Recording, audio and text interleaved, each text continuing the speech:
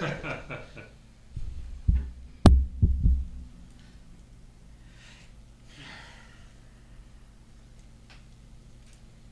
quiet today in here. In all the years I've been booking rooms, last year and this year are the first years that I haven't been able to get rooms. Really? And it's, when did it open? When did the 9 a.m. Wow. Wow. 9 a.m. And me and Carolyn were both, and this year they did something different. They sent links just for UBCM people for their hotels. And I thought, I'm in. I got 6. I hit go, and it comes up air with your selection. I went, what? And then you go back in, and then it's changed to you can't go Sunday, you can go Monday, but you have to leave Wednesday. You can't stay till it's just. That that group that I used to book that room in Ottawa, I guess Marriott pulled their partnership with them. Oh. Every one of their locations is closed now. They went to all their clients in the rooms, and they said you have to be out as of today. And they kicked everybody out. It's unreal. It was a cool concept too. Like it's like Airbnb, but super cheap. Like when I went to, I paid like half the price everybody else did. Whatever. And it's like this whole apartment complex, and it was all hotels. So you got like an apartment, so it had like a kitchen, a living room, office, bathroom, and a bedroom for half the price of what everybody else was paying. Okay, call the meeting to order. Acknowledge that the Smoking Valley in which we learn, work, organize, and is the ancestral, traditional, and unceded territory of the Upper Smoking, or the Smoking people, and home of the Upper Smoking Indian Band. Adoption of the agenda as presented. So moved, Mr. Brown. Thank you. Second, Mr. Brown. Elliot, Willis, all in favor? Carried. And we have nothing until number 6.1, which is a staff report from our wonderful Fire Smart coordinator, Dave. It's all yours, Dave. Thank you, Mr. Mayor, and councillors. Thank you for giving me the opportunity to share a little bit about our Fire Smart program. You're not gonna Oh, good. No, that's fine. That's what I'm trying to hear. You tricked yourself. All right, can you hear me now? Yes. All right. Spencer said the agenda was a little light today, so he said to stretch it out to about an hour and a half. One coffee break. It's only 84 slides, should be okay. Yeah, so I want to share with you a little bit about the purpose of our Fire Smart program, what we're trying to accomplish, and why. And then after that, I want to give you some of the elements of how we're trying to accomplish that. So next slide. Do I get to control this myself? Yep. Oh, awesome. I don't just yell out next slide. All right, so the new normal.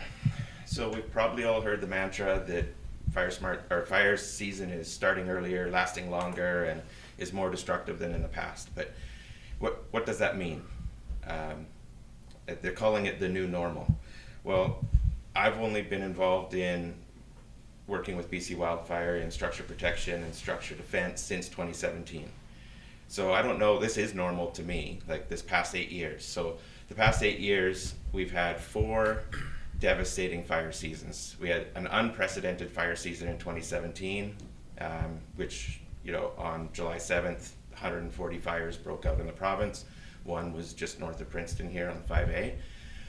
And that was the Elephant Hill fire, the big one that went from Ashcroft all the way to 100 Mile House. And then that was followed by another record-breaking season in 2018, and then 21 we lost the town of Lytton, and then 23, of course, we had the devastating fire in West Kelowna. So point is, 4 of the last 8 years have required a provincial state of emergency to respond to those fires. Now, again, this is normal for me. I've only been doing this since 2017, so I had to look this up. How many provincial states of emergency do you think there were due to wildfire in the 20 years prior to 2017? None. 0. One. 2003 in Kelowna. Oh. So when they talk about the new normal, this is what the picture looks like. right? It is unprecedented.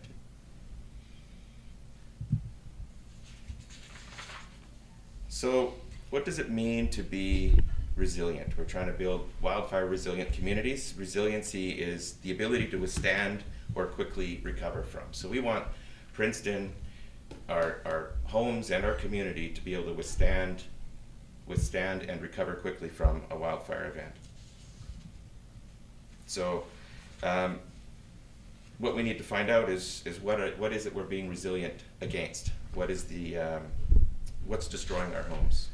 And we're not just talking about wildfire, because that's not specific enough. Specifically, it's embers that destroy homes. Over 90% of homes are lost because embers land on or near the home and start new fires and destroy the home. So this is something we can defend against. It's not a wall of flames that comes down the mountain and destroys everything in its path. It's just embers that are landing on our homes, and this is definitely something we can build and maintain structures to be resilient against. So what we want to do is not create buildings that are fireproof but ignition resistant. So we need to make our homes and maintain our homes in such a way that there's not receptive fuels that will start fires from embers. This is a picture of Loon Lake. This is the Elephant Hill fire in 2017. I was here. The fire jumped over a kilometer-wide lake and selectively burned homes on the other side of that lake. And what's interesting about this picture, and we see this all the time out on wildfires, is you see burnt out foundations, and then you pan back out and you see all these green trees around that burnt up house, and the fire never came there. It was a new fire that started and burned the house. And we see that all the time. It's like I say, 90% of homes are lost because of embers. You know, there's the question of, there's always somebody that asks, well, why aren't we building fire breaks around communities? Because they don't work. They wouldn't have. There's a kilometer-wide fire break here that didn't stop the fire.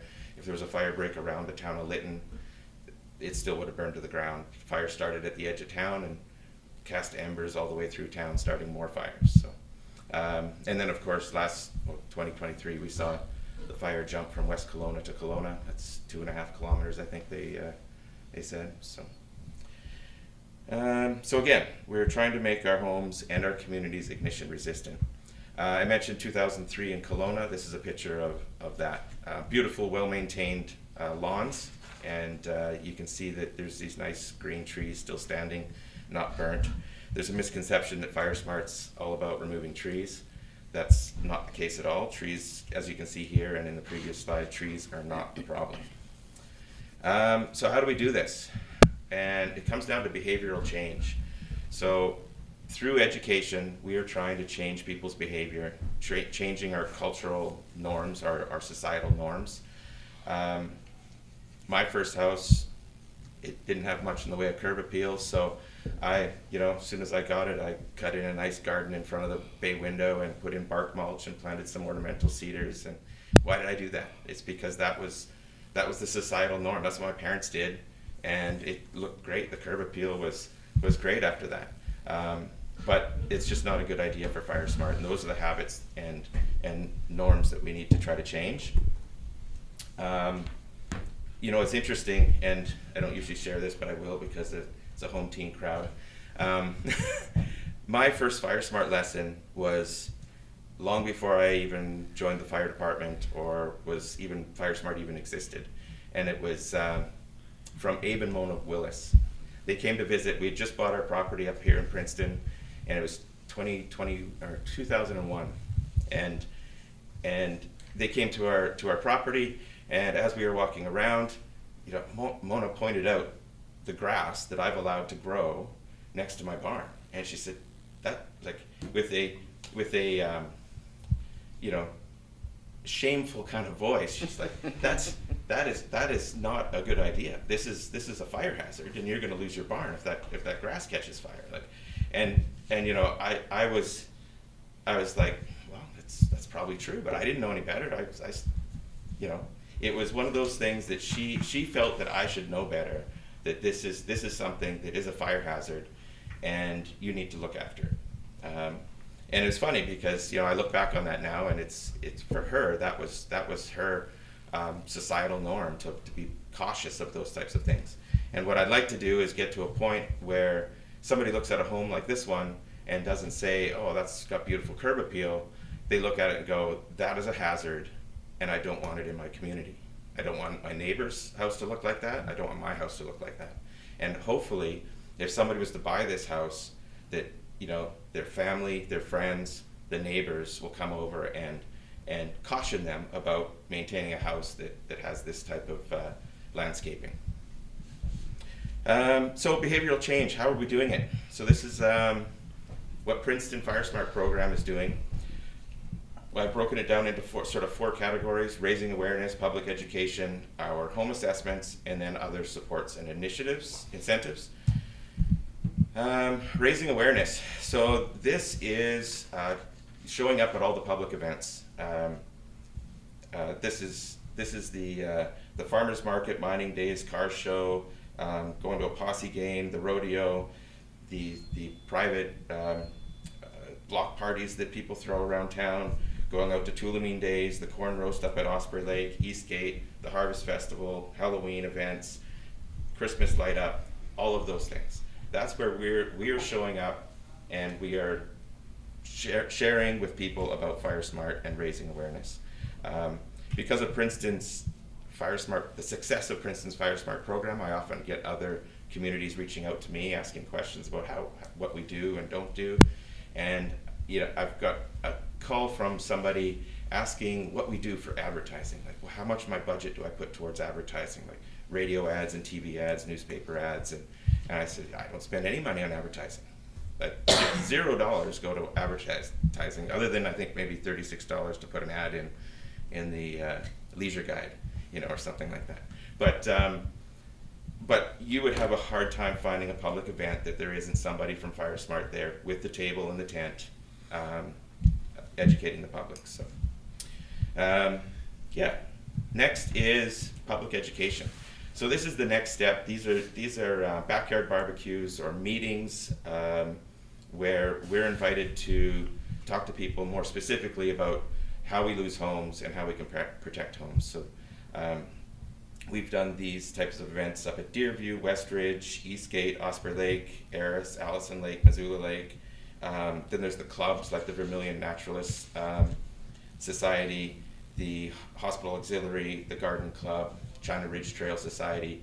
You know, if we can get invited to your meeting, we're going to show up there, we're going to bring snacks, and we're going to tell you a little bit about FireSmart. Let us talk for 15, 20 minutes kind of thing. So, and then of course, this year we've started to connect with the youth in the community, both elementary schools we've been into to do education events, high school, the library story time, Girl Guides, and then the Town of Princeton day camp as well.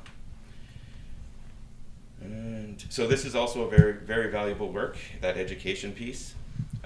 This is the most valuable piece, is the wildfire hazard assessment. You can talk to people about FireSmart, you can give them literature about FireSmart, but when you walk around their home with them and you have a wildfire mitigation specialist there, spending an hour with them, walking around their home, talking about their house, the hazards and the vulnerabilities that exist around their home, it becomes very real very quickly. And what is often realized at that point, that it's often the inexpensive things that are the most impactful, like, you know, moving that scrap lumber that we store underneath our staircase, or, you know, the firewood away from the house. We often say that because everybody wants to, you know, get out there with the chainsaw and do some fire smarting, but you know, the reality is that you're going to do way more to save your home from a wildfire spending the weekend with a caulking gun and a can of paint than you are cutting down trees that are 30 feet away from your house. You know, making sure that siding is well maintained and there's not little places where embers can get lodged into is way more effective and not very expensive. So homeowners will receive this personalized visit. They'll receive a comprehensive report detailing all of the hazards and vulnerabilities around their house. And I believe that educating these homeowners is what's going to create that behavioral change. And insurance companies believe this too, which is why they offer financial incentives just for getting this report done. You don't have to pass the report. You don't even have to give the insurance company the report, but they know that if you get this education and you get this report done, that you will make better choices in the future. You might not take that juniper bush out right now, but the next time that you are renovating your landscaping, you will make better choices. You're not going to put that bark mulch in the juniper bush next to your living room window. So it's that behavioral change that over time will make the difference. Okay, supports and incentives. So this is our rebates. FireSmart program offers $500 or $1,000 rebates for people that are doing FireSmart work, and then we offer curbside greenways pickup, and we have mitigation work for seniors. So if there's seniors in the community that aren't able to do the work themselves and they're not able to afford to hire a contractor, we'll send a crew out to do a bunch of cleanup around their house. That's been super well received by the seniors that have received that service. So that's all the homeowner side of things and the behavioral change side of things. But FireSmart's more than that. This is other program initiatives. This is a structure protection trailer. We've built, it's pretty much 99% built right now. We just need to decal it. And it is a fully functional Type 2 structure protection trailer that's been built with the FireSmart funding. Each year we're allowed to allocate a certain amount of money towards that, and that's now complete. That's now an asset for the fire department to use. It's full of pumps, sprinklers, hoses to respond in the case of a wildfire. Training. So FireSmart funding also pays for training for those firefighters to learn how to use that trailer. It's something called the S115, which is sprinkler protection training. There's wildfire training for those same firefighters, but most importantly, there's command and leadership training, because functioning in a wildfire environment is much different than a structure fire environment where you've got a burning box in front of you and you can keep track of your crew and whatnot because they're all right in front of you. When a wildfire is a lot more dynamic and requires a different type of training. Fuel treatments. So we've been doing fuel treatments around town. This is the Swan Lake property. You've probably noticed the cleanup work there. We've had lots of positive feedback from that for the users of that space, the regular users. We also did some cleanup up by the airport, the hospital, and then down by Westridge. And then the next targeted property that we have funding for is the KVR, all the way from the industrial park all the way through town to the tunnel. And so we will be having our crews clean that up as well. And Similkameen Valley Wildfire Roundtable. So this is something we're pretty proud of. This is a Made in Princeton initiative. We started this in 2022 with something called our Stakeholders Workshop. This has grown to now what we call the Similkameen Valley Community Wildfire Roundtable, and it includes everything from the U.S. border all the way up through the Similkameen watershed to Eastgate and Tulameen.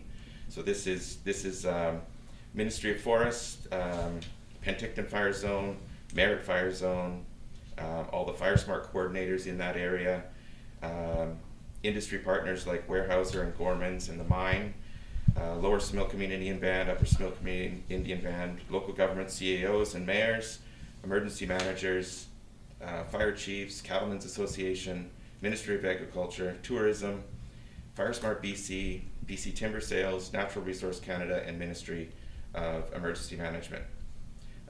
We try to meet twice a year, and this is just a forum for these participants to share what projects they're working on and how we can all collaborate together on those wildfire resiliency initiatives. Program challenges. So yes, we've had a very successful program here in Princeton. Some of the challenges that we've found is making that connection with young families, which is why this year we've targeted the schools and the school age kids. I know that there's a lot of seniors that live in Princeton, but there are a lot of young families as well, and we're not reaching them. They live much busier lives. You know, they might both have jobs and kids in school and activities and hockey and all that kind of stuff. But by far, the demographic that we're connecting with is the seniors demographic. But we'd like to try to connect with that younger demographic. Renters is another one. The program currently is not designed to offer any incentives for renters. And making a Fire Smart home has 3 factors. One is the building itself, the next factor is the landscaping, and the last factor is the lifestyle. The lifestyle is the stuff that we keep around our house, right?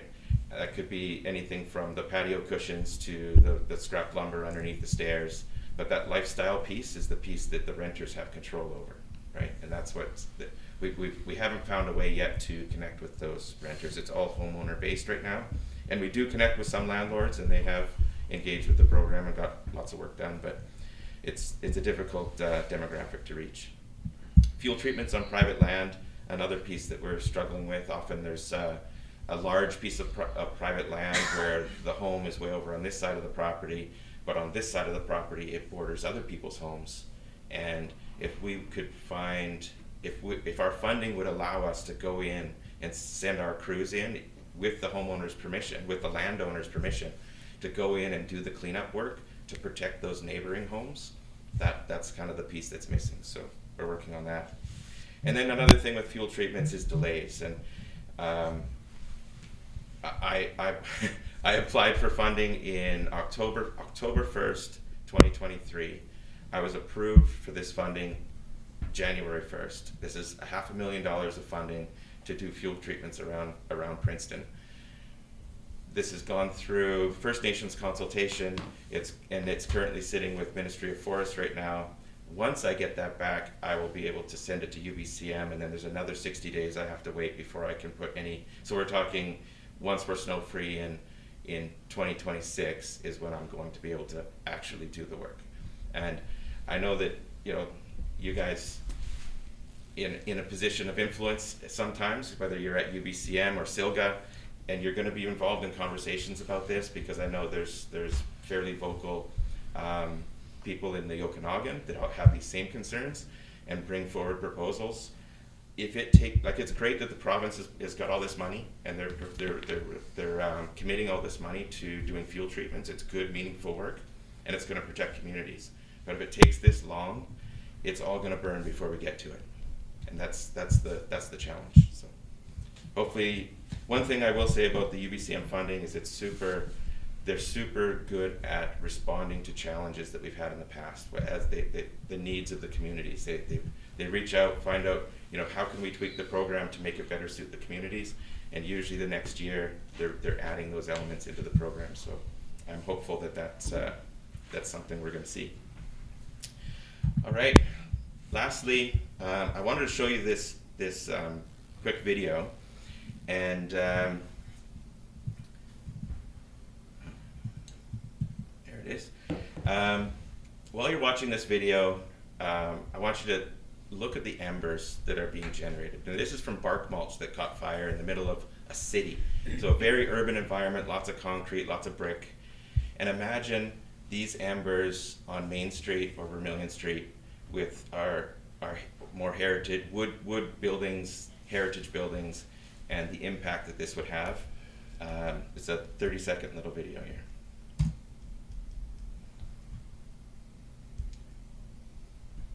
So this is just bark mulch on fire, and the embers that get generated from this and blown through the community. I've got it mute because these guys make some crazy comments that aren't really the greatest.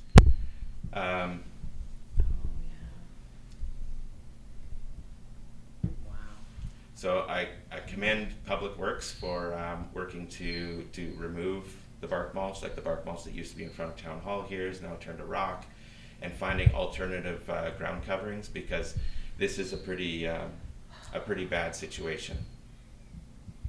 If it was to, where are we here?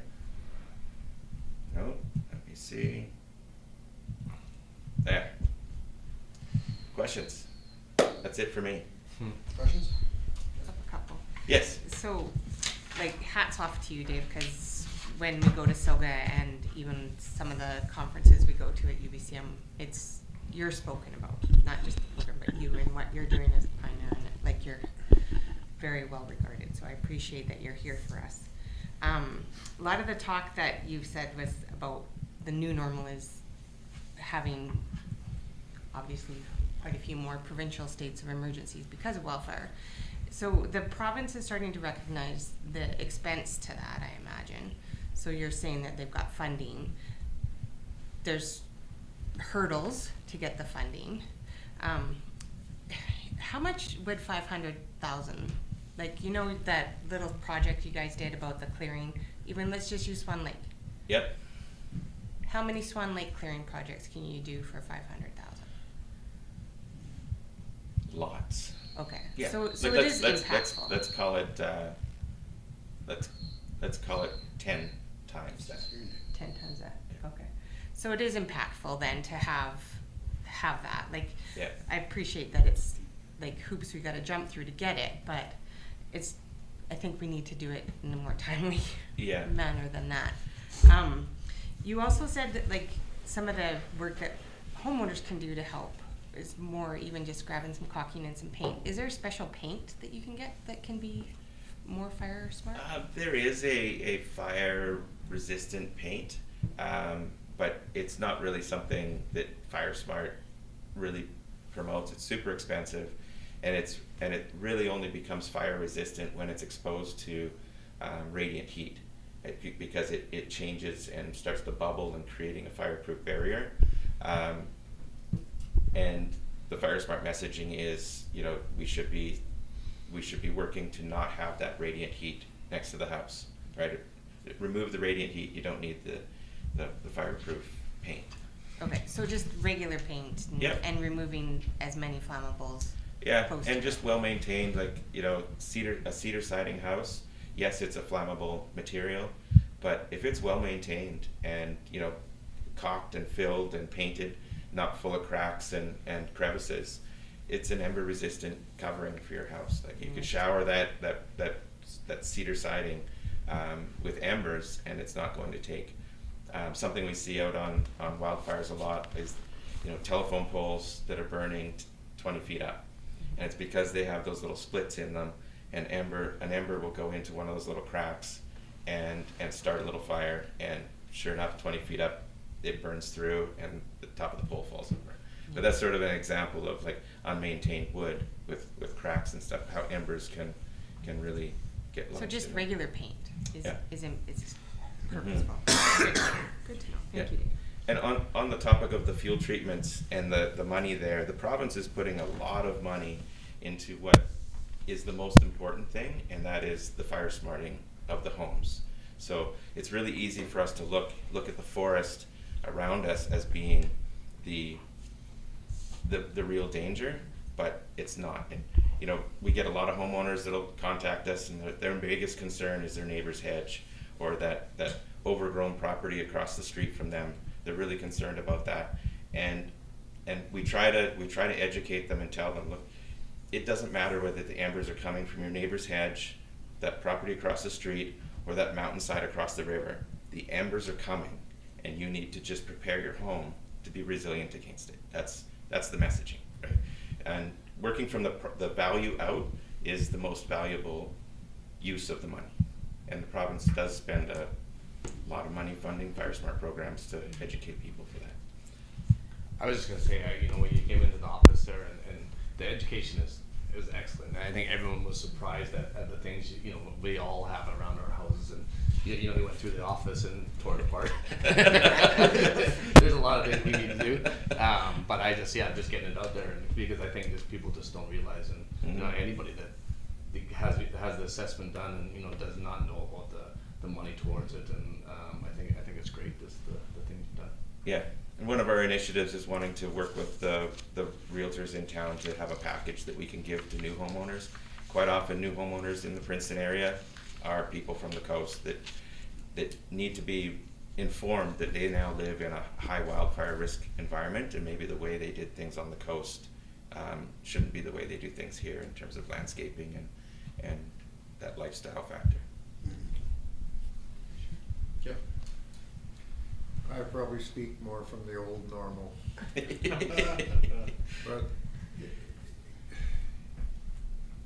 you talked about doing your cleanup out at Swan Lake and whatnot.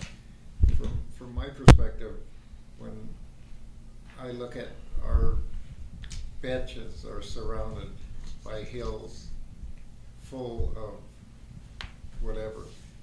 And you can talk about embers or whatever, but in my mind, if those side hills catch on fire, it won't be embers, it'll be flames, you know, going up that hill and everything else.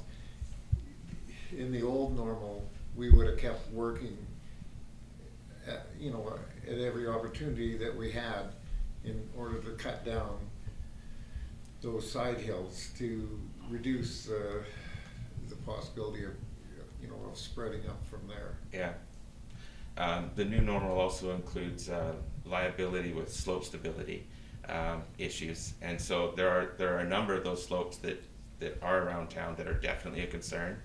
The challenge is that when we get a geotechnical survey done, they don't want us disturbing anything on that hillside. Now fire smarting in terms of just removing those ladder fuels from the trees is very low impact to the slope. So my hope is that this next year I'll be able to get a geotech survey done for a low impact. I don't want to log the hillside.